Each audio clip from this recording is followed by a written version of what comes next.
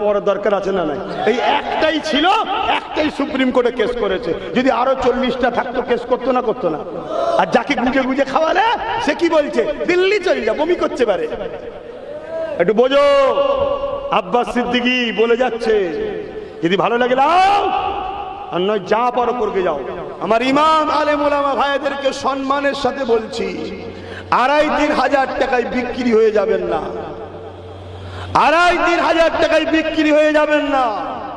প্রথম কথা হচ্ছে এই টাকাটা কিসের আপনাকে জানতে হবে।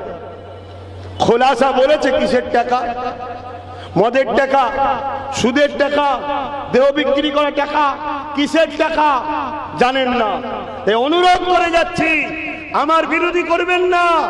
আপনারা যদি আমার সাথ দেন, ওয়াকাফ যেটা আপনাদের সম্পদ, এই সম্পদ থেকে পার মাসে 20,000 টাকা ইমামদের, মুয়াজ্জিনদের 10-12 হাজার টাকা দেওয়া যাবে, তাও একটুও কমবে না। এত টাকা আমাদের আছে। শুনছেন? যদি বিশ্বাস করেন আমার সাথ দেন। কিন্তু এই সামান্য পয়সা নিয়ে যদি আপনি মসজিদে দাঁড়িয়ে মুসল্লিদেরকে বলতে না পারেন, এ মুসল্লিরা, আজ কেন্দ্র সরকার ওয়াকাফ কালা কানুন তৈরি করে আমাদের মসজিদ মাদ্রাসা দ্বীন ইসলামের ঐতিহ্যকে মিটাতে চাইছে, আমাদেরকে ভুলে গেলে চলবে না। কেন্দ্র সরকার এই কালা কানুনের বিরুদ্ধে আমাদেরকে লড়াই করতে হবে।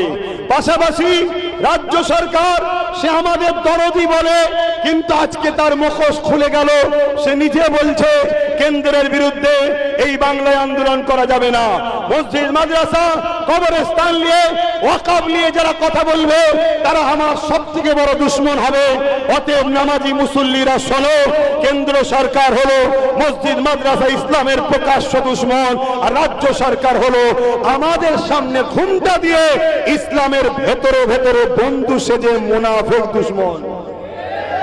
এই কথা যদি ইমাম তুমি মসজিদে বলতে না পারো, আমার ইমাম বন্ধুদের বলে যাচ্ছি, আল্লাহর জাত পাকের কসম করে বলছি, ওই মসজিদের মধ্যে আগামী দিন তোমাকে পুরানো হবে, তোমার পাশে কেউ জাতি দাঁড়াবে না। তার নমুনা একটা বলে যাচ্ছি, এই বাড়াইপুরে মসজিদের ভেতরে ঢুকে পেশাব করেছে, বিচার হয়েছে। ইমামের বাড়ি পুড়াতে গেছে, ইমাম পালিয়েছিল তাই বাড়িটা পুড়িয়েছে, বিচার হয়েছে? হয়নি।